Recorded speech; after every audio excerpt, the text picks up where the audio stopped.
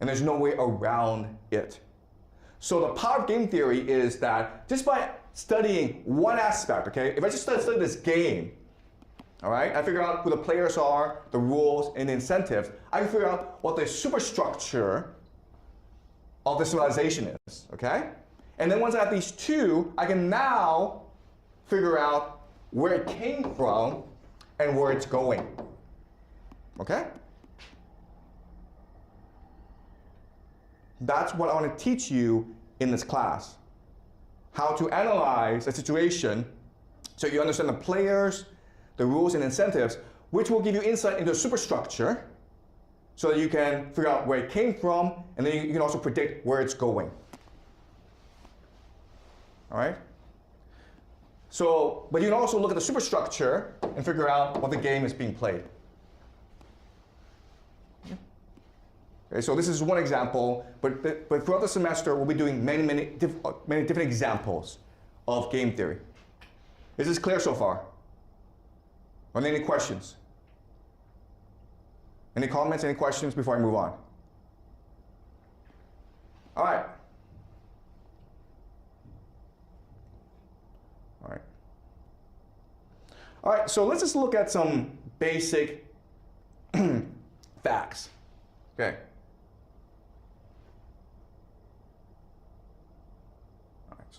All right, this is a map of the world, okay? As you can see, okay, so the color scheme is this.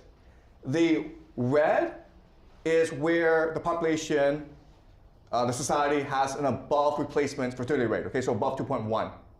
If it's dark red, like here in the middle of Africa, it's 6 to 7, or 6 above, okay? And why is it that the case? Because Africa is in a situation where it is a growing society with middling tech, so a lot of people die, lots of competition, so to survive, families have to give birth to a lot of kids, okay? They have no choice in the matter. But then you move to the rest of the world, okay? So this is North America, Europe, and East Asia, the three wealthiest parts of the world. And guess what? The fertility rate is collapsing because now we've entered the end game where it is overpopulation, too much wealth, so too much inequality, and so women are forced to pick the best possible mate or not have children at all. All right? And here the situation is very, very dire. North America and Europe are kind of okay. Why? Because of immigration. Because even though their women are not having children, they can choose to import people for their labor force. But East Asia is really, really screwed, guys, okay? So just look at this region. Okay, so China is one, but the worst is South Korea. South Korea has the lowest population rate the lowest fertility rate in the world. They're at between 0.6 to 0.8. So they're probably gone in 50 years' time. It's so bad that when you go to South Korea, they have signs outside restaurants that says, no dogs and no kids. They think that kids are a problem, okay? So you look at these areas, again, they are poorer, so women are forced to have more children in order to survive, okay? But you look at wealthy areas, well, they're probably gone in 100 years' time. Okay? It's total collapse. The solution that governments are choosing right now is to import immigrants, okay? So these are the trends right now. And it's causing a lot of disruption in society because, guess what, guys? People don't like outsiders. People don't like immigrants. But they don't have a choice in the matter because along with the fertility crisis, it's the aging crisis where your population is getting older and older, okay? So the world is not that simple. If you want to know who will rule the world in 100 years' time, just figure out in which society do wealthy, well-educated women choose to have children, and then that society will rule the world. Okay? It's that simple, right? Well, unfortunately, if you do it that way, you get a really, really disturbing answer. Okay, so this is per capita GDP, okay? So how much people make. All right, so obviously, if you're 0, you're very poor, and if you move to over here, you're very wealthy. Okay, so the United States is the wealthiest society in the world, right? Sure, we can understand that.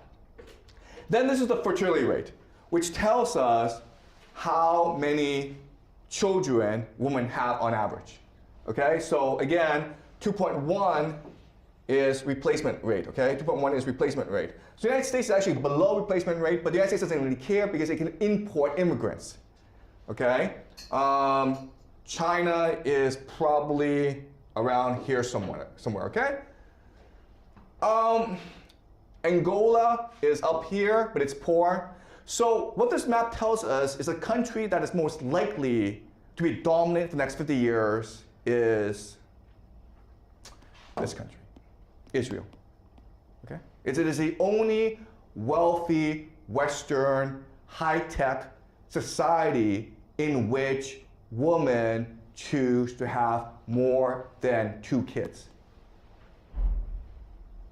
Okay, this is what game theory teaches us. And yeah, I know there are people who are like, yeah, but Israel, it has 9 million people. And it's in the middle of a desert. And everyone hates Israel. I understand that. Thank you very much, okay? I understand that. But if you just analyze how the game works, okay? If you just look at it objectively from a game theory perspective, you are forced to conclude that Israel right now has the major advantage over everyone else. Now, it is possible that societies will change the fertility rate as the world changes, okay? But I'm saying that given the current state of things, Israel, their growth trajectory is very, very high. But then the question then is, okay, why is it that Israel, they are different from everyone else? And the answer is because the world hates them, okay? Because they think they are different from everyone else and they must unite together to survive. So in Israel, fertility is status, okay? If you are a woman and you give birth to a lot of kids, that means that you love Israel. That means that you are doing what you can in this war for survival. It means you are a patriot, okay? But this has to do with religion.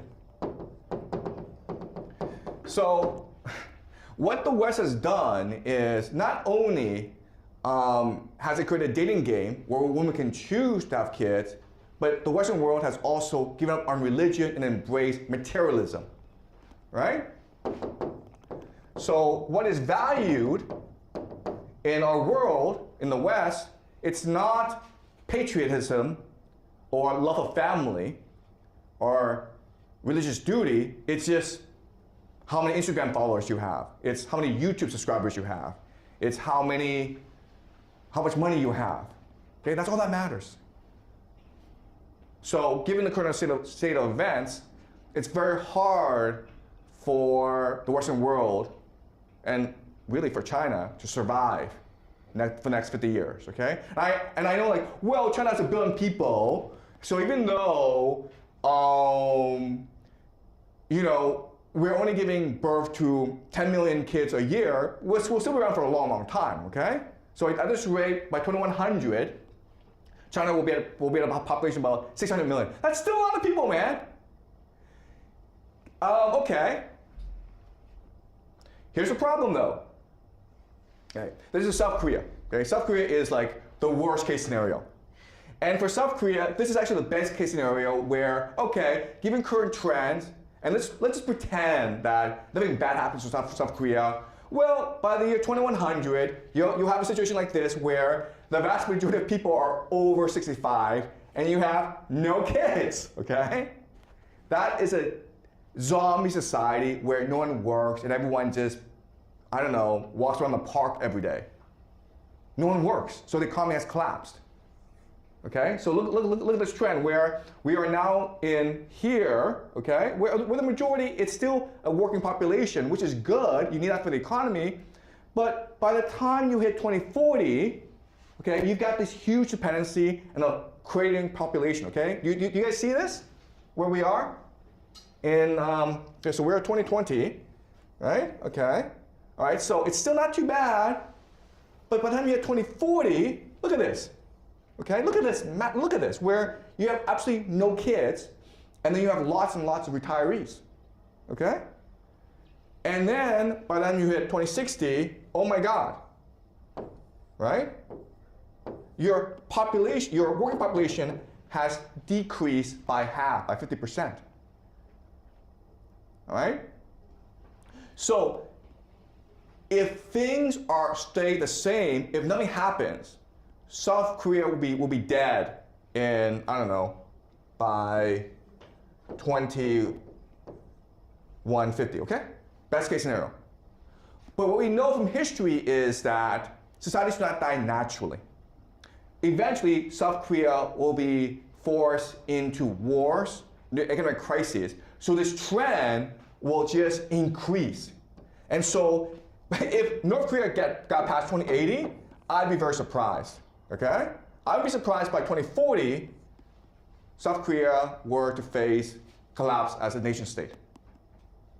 Okay? Because you need these people to work, but guess what? You also need them to fight wars. So if North Korea ever threatens South Korea, most of your adult population would be dead. Okay? So South Korea cannot fight a war now. The prospects for South Korea is utterly hopeless. There's nothing South Korea can do about this because South Korea is an extremely materialistic society where the only way to get ahead is by making a lot of money, okay? And if you're a middle-class person in South Korea, it makes no sense for you to have 3 kids. It makes sense for you to have 1 kid and put all your resources into this 1 kid in the hopes that he passes the college examination, gets into a good university, and then gets a good job at Samsung, which is the only company in South Korea, okay? Samsung. Right? So the situation is pretty dire in South Korea. All right. Okay, that's it for today. Any questions, guys, about what we've learned? Yeah. Okay. Big. Speaking on the mic, please. Oh, thanks. So for the last graph that we talked about Israel, and I've noticed that the Saudi Arabia that is also like at have not bad GDP per capita and fertility rate. So, but for Saudi Arabia, maybe I'm wrong. Like stereotypically that they didn't receive much hate as Israel did, so why did they like at the similar position as Israel? Okay, that's actually a really good question, okay? All right, so Saudi Arabia, as you can see from this map, it's a very wealthy society, and families have about 4 kids on average. All right, so Saudi Arabia is actually an outlier. And the reason why is that it gets all its money from oil revenues, okay? So it sells oil around the world. What does it do? It creates a welfare state using this oil. So you're incentivized to have many children as possible because the government will pay for it. Free schooling, free healthcare, free housing, and then a guaranteed job. So it's basically like socialism. It's also a Muslim country, so you have this religious duty, imperative to have as many children as possible. Okay? But the problem with Saudi Arabia is the idea of human capital,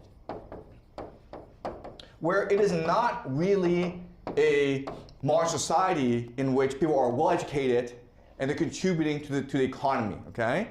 Saudi Arabia just gets all its money from oil, and that's it.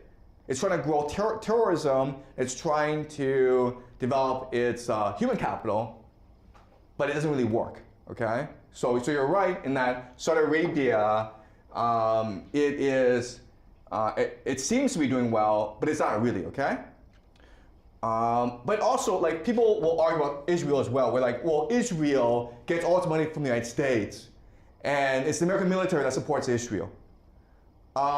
That's true to a certain extent, but I would argue that if you actually go to Israel, you will see that it's an open, dynamic society in which you're allowed to ask questions, in which you're allowed to criticize the government, in which you are given a lots of opportunities for social mobility, okay? So Israel has democracy, it has innovation, okay? It has technology, okay? And Saudi Arabia doesn't have these things. If you want to be a really strong nation, then you need innovation, you need openness, you need technology, okay? It's also really highly educated, right? Okay, does that make sense? Okay, so Saudi Arabia, it's really an outlier here, all right? But the problem is, what happens if Saudi Arabia runs out of oil, right? Or there's a war in the Middle East, then Saudi Arabia is kind of screwed, all right? All right. But you can also argue, no, well, you know, Saudi Arabia, it has a lot of money and maybe, okay? So game theory doesn't give us the answers. Game theory, it just gives us a guide to ask questions and do research, okay? Does that make sense? Yeah? I have a question about, like, when is this data? It's rose about 2009, right? So how about now? Did it change a lot, or like, is there anything change? Okay. Okay, yeah.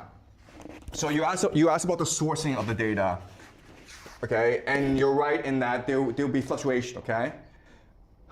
But but this is 2024, okay?